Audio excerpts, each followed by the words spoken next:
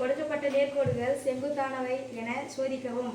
5 × x + 23 × y + 14 = 0 மற்றும் 23 × x - 5 × y + 9 = 0.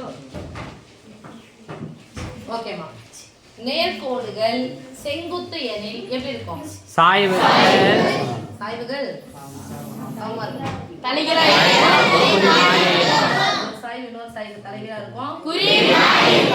சாய்வுன்னு சொன்னாலே x னுடைய கெழு y னுடைய கெழு, ரைட்?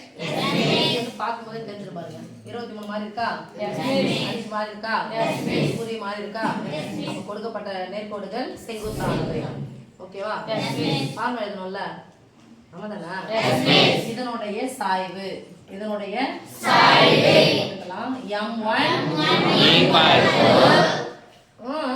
அதானா? m1 = இந்த நமக்கு y னுடைய மதிப்பு பிளஸ்ல வேணும். அந்த மைனஸ் sin x அந்த பக்கம் போச்சுனா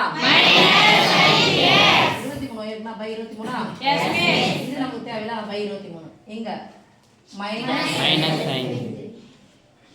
இந்த பக்கம் minus sin, right? Yes miss. இப்போ இதானே m.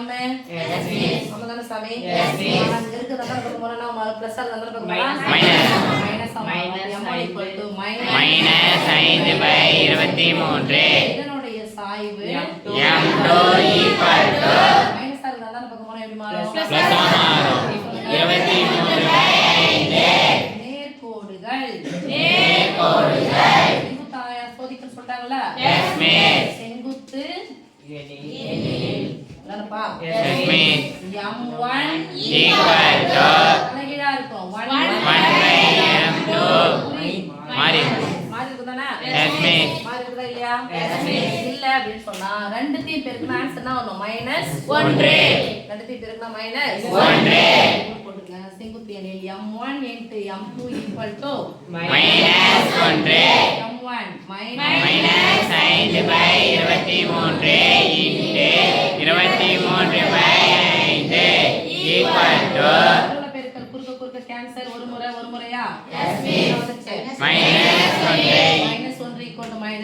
= hence அவங்க சோதிக்க சொல்லிட்டாங்கல்ல? Yes miss. ஓகே, இங்க இருந்து பார்த்து சொல்லிக்கலாம் சாமி. ஒண்ணும் இதுவே கிடையாது. இங்க புரிய மாதிரி இருக்கான்னு பாத்துடுங்க. செங்குத்தானவே சொல்லிடுங்க. ஓகே.